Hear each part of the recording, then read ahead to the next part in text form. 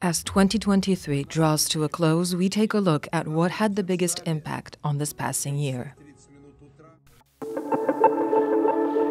We have many processes, but there was no single event about what we can say that it closed some chapter. We have many open chapters, we have many processes ongoing, but at the same time, I think that there are different perspectives from different parts of the world on what is really the most important.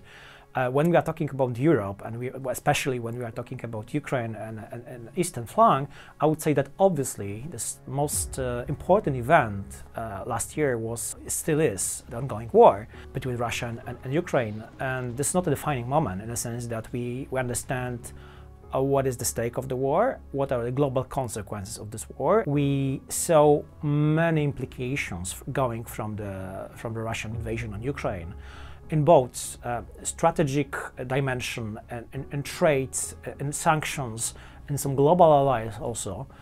So in this sense, the conflict is ongoing, and probably 2024 will not be also a defining year for the war. I really don't see any chance that the war can be stopped in the next couple of months. But at the same time, obviously, this is one perspective when you talk with somebody living in the Baltic countries, in Poland, in the Czech Republic, or in Finland. This is definitely the question of Russian aggression, and a threat from Russia is something very real for us. Not to mention Ukrainians, but if you would talk to somebody living in Portugal, in France, or even somewhere in Bavaria, probably his or her perspective would be different. He or she will probably focus on the question of high inflation, prices which are high, or the question of migration, which for many nations in Europe is probably the key issue to be solved, and also this high level of support for radical right parties.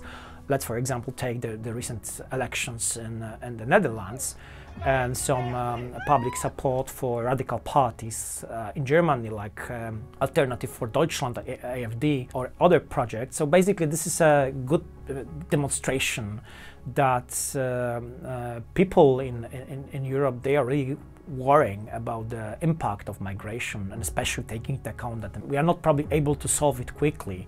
This is a systemic problem for long. At the same time, if we move a bit to the US, for example, this is a country living in this pre-election logic already, with these expectations from a substantial part of the society, including substantial part of the middle class, that Trump will be there, with all the consequences for domestic politics in the US, but also for the global policy. When you talk with people living in the European Union countries, they also many of them also worry what might be an impact of a Trump presidency. At the same time, when we move a bit to the east, to Russia, Russians and the Russian elite, they are living in expectation of the forthcoming presidential elections. And obviously we know who will be the next Russian president. It will be the same. It's something what is negative for us and for Ukrainians, but it's something what is positive for the Russian elite. Basically, my impression is that in the last couple of months, the Kremlin has started to believe again that they can win the war, because of our weakness, because of our lack of leadership, and because of our hesitation in regards to our future support to Ukraine. There are some implications of the war in Europe on Indo-Pacific.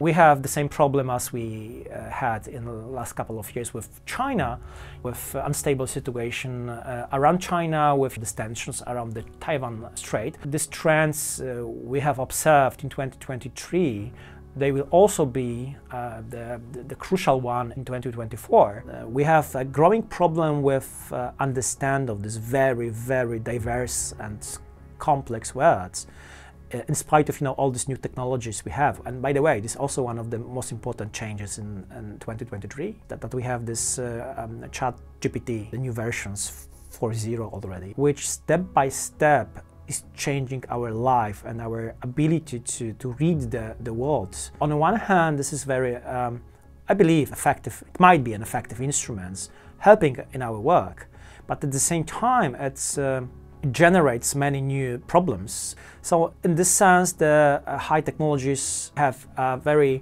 like a strong impact on our life, and this impact will be even stronger in the future. Obviously, there is also this competition between nations about our high-tech companies and our ability to control, for example, the production of the most sophisticated chips, especially taking into account this very turbulent situation around Taiwan, which is the #1 producer of the most modern chips. In this sense, any analysis of the global world today should include also this question about an impact of high-tech technologies on us. Alongside innovation and global shifts, 2023 saw events that will continue to influence policies around the world. Sweden and Finland membership in NATO is perhaps not a defining moment, but it's a historical event in a sense that both countries decided to stop their long neutral status, to some extent splendid isolation in regards to Sweden, for example. We had a couple of important elections last year. We had election in Slovakia, and we'll have presidential elections this time in Slovakia in a couple of months. We already have some political change in Slovakia, but at the same time, this comparison between Prime Minister Fico and comparison to Prime Minister Orban, I would say that there are some important differences between the politicians. Obviously, we also have some economic problems in the region.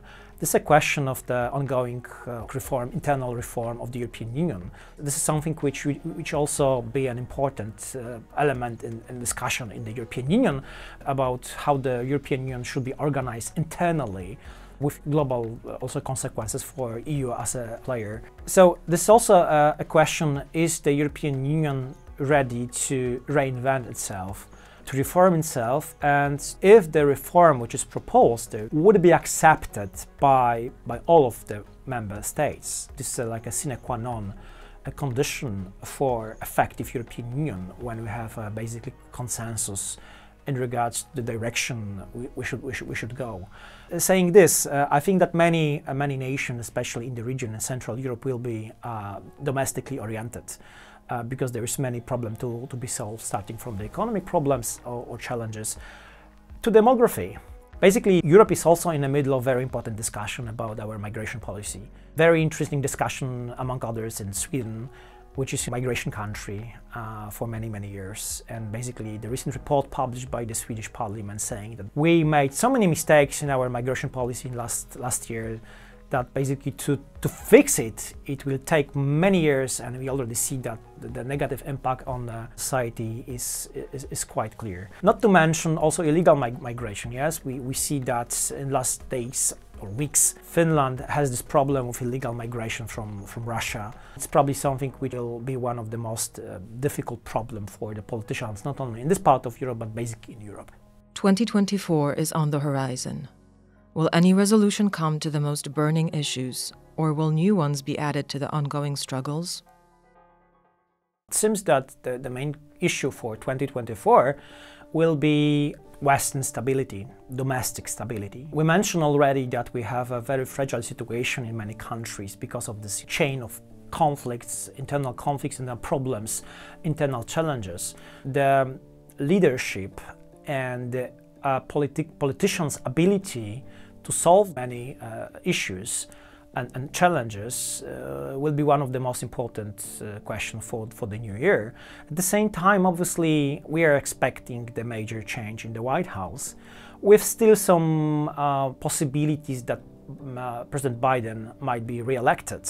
Many people are preparing themselves, including in Europe, for Trump. Taking into account that he's quite unpredictable politician, it will be very, in this sense, interesting moment.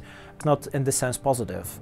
Europe and basically the globe will wait for the American elections, but at the same time, the problem we have seen in the last couple of months will be there also. Probably we should ask a question also about should we expect any changes on the front, on the Russian-Ukrainian front, which is again a key issue for Ukrainians and for the NATO eastern flank. My answer would be rather no. Even if we take into account the problems with Western assistance to Ukraine, I would say that Ukrainian determination to fight back and to fight for their independence and sovereignty, with obviously all the consequences for the soldiers and civilian lives. But nevertheless, my impressions, just before Christmas, I was in Kiev for a couple of days, so my impression from the trip is that people are really determined. They are very tired, but at the same time they are very determined to continue the war because they understand that there is no alternative. So in this sense, probably the new year will not bring any compromise, because compromise between Russia on the one hand and Ukraine and the West on the other at this moment is just not possible. So let's expect, unfortunately, that the war will continue. To many conflicts we have in today, we should also include the newest one, which is the Israeli-Palestinian conflict, the new phase of this conflict and the Israeli invasion on Gaza, which absorbed the attention especially from the Western world, with negative consequences also for our attention to Ukraine. If we are talking about our possibility to solve the problem, including Israeli-Palestinian conflict, I would say that they are minimal, if not zero, especially this conflict between Israel and Gaza. This is, like a classical deadlock with no chances in the foreseeable future to stop the war, to stop the fight, and to find some common ground. And the same applies also to, at least in 2024, to the Ukrainian-Russian conflict. But at the same time, I believe that we should also remember that our ability to predict the future are very limited. I can say it from my own experience as a political analyst already for 15 years that sometimes we have this good prognosis and good predictions, but because the world is so complicated and that there are these black swans regularly, I think that it will be also one of the elements influencing the situation 2024, that there are some events, and there will be some events we are not able to predict. Thank you for watching, and a Happy New Year from all of us at OSW.